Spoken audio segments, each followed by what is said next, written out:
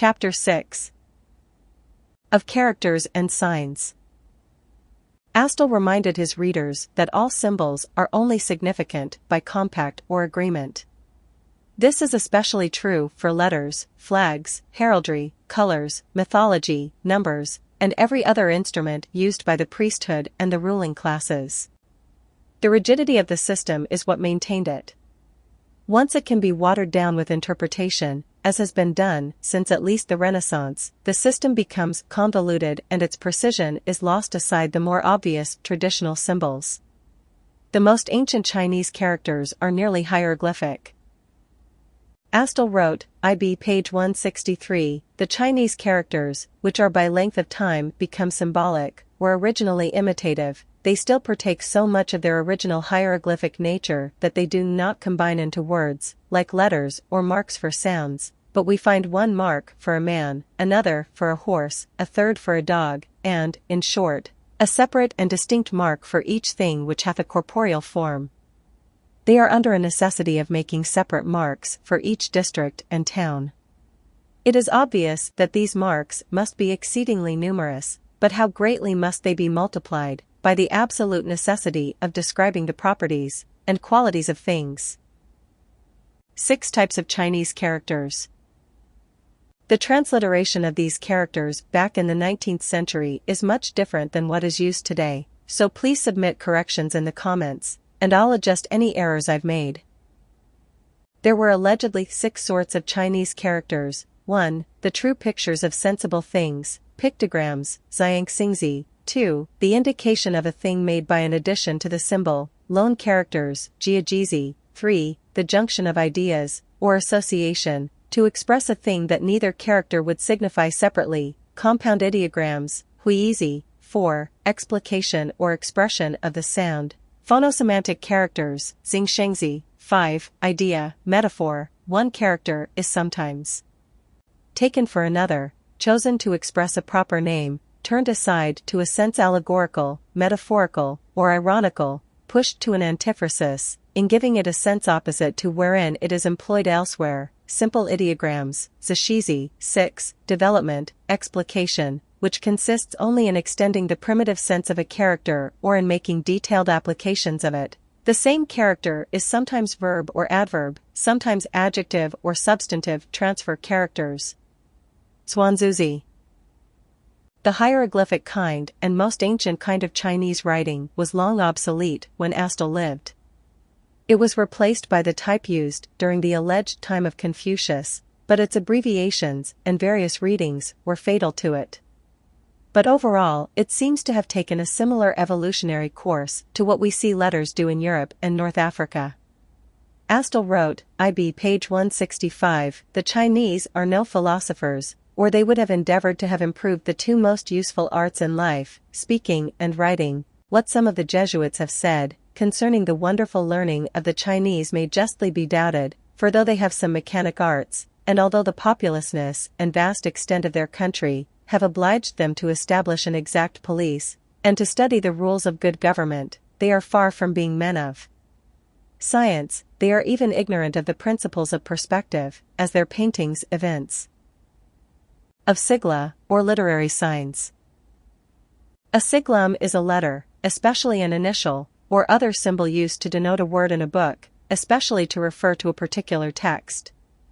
Of this, Astle wrote, IB page 166, these sigla, or signs, frequently appear on marbles, coins, and medals, and occur in those inestimable volumes of antiquity, which have transmitted to us the most important truths relative to the religion, manners, customs, arts and sciences of ancient nations.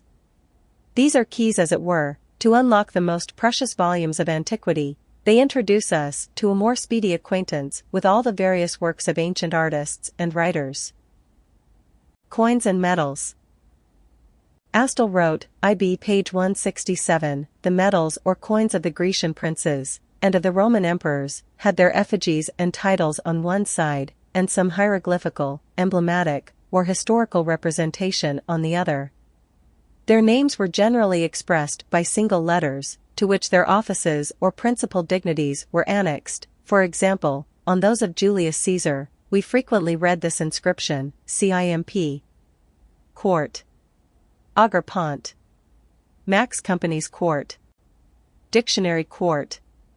That is, Caesar Imperator Quartum Augur Pontifex Maximus Consul Quartum Dictator Quartum.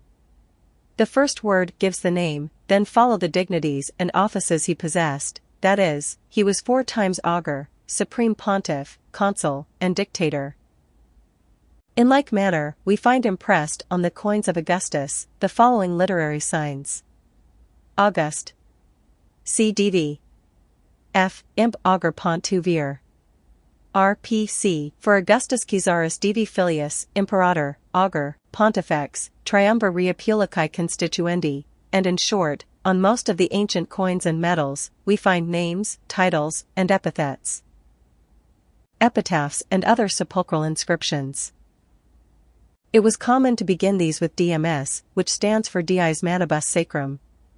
Astle wrote, IB page 169, after the establishment of Christianity, those who possessed that doctrine, though they continued the practice of literary signs, or verbal contractions, they deviated however from the pagan form, and instead of the DMS or Dies Manibus Sacrum, or IOMS Jovi Optimo Maximo Sacrum, they made use of DOMS, that is, Deo Optimo Maximo Sacrum. Of literary signs on sepulchral urns. An example would be VSLM, sometimes found upon sepulchral vessels, signifying votum solvet lubens merito, meaning the individual fulfilled his vow willingly and deservedly. Astle claimed the practice of substituting letters for words in law books was so problematic due to the loopholes it created that Emperor Justinian and others prohibited it under severe penalties. IB, page 172. Of steganography, or secret writing. Secret writing was also called enigmatical. It consisted of transposing the letters of the alphabet. It is my suspicion that much of the interchangeability of the letters while their symbols are retained in different cultures is a result of enigmatical or secret writing being adopted, since all that is needed for a symbol to mean anything is the agreement of those who use it. I also suspect this is the reason that there are a lack of alphabets in Britain, if the ancient Britons used letters prior to the Romans, as indicated by the uncanny coincidence of the Irish having possession of an alphabet almost the same as the Phoenicians. This leads us to the Ogams. Ogams. Astle wrote, regarding the Ogam, IB pages 179 to 80, there were 3 kinds. The first was composed of certain lines and marks, which derived their power from their situation and position, as they stand in relation to one principal line, over or under which they are placed, or through which they are drawn. The principal line is horizontal, and serveth for a rule or guide, whose upper part is called the left, and the underside the right, above, under, and through which line, the characters or marks are drawn, which stand in the place of vowels, consonants, diphthongs, and triphthongs. The second and third kinds of Ogam used by the Irish were called Ogam Baith and Ogam Call, or Craib. The former was so called, from placing the letter Baith or B, instead of the letter A, and C. It was also called Ogam Consoin, which was no more than to substitute consonants in the place of vowels. The latter, called Ogam Call, is composed of the letter C or Call, and is formed by substituting that letter for all the vowels, diphthongs, and triphthongs, repeated, doubled, and turned, as in the specimens in the plates above mentioned. Those Ogams in the latter are taken from a MS lately presented to the British Museum by the Reverend the Dean of Exeter, President of the Society of Antiquaries of London, which was formerly in the library of Henry Earl of Clarendon, No. 15. Of musical notes. According to Astle, IB page 180, the Hebrew musical notes consisted only in accents over the words, whereas the Greeks and Romans used letters as well as marks in the notation of their music. There is a reason that the priesthood is well versed in all of these things. At the very core of their skill set is to map out the spiritual or supernatural things that exist in this world, such as thoughts, especially when the organization of them, followed by the setting in motion of them through action, produces the things we are accustomed to, like music, speech, art, and the ability to advance every endeavor through communication and the sharing of supernatural things like ideas. If you'd like to learn more about these priestly systems and how they impact your life, How you can use them to your benefit and avoid pitfalls. Invest in yourself with the Spirit World series. Become a member to access the rest of the article.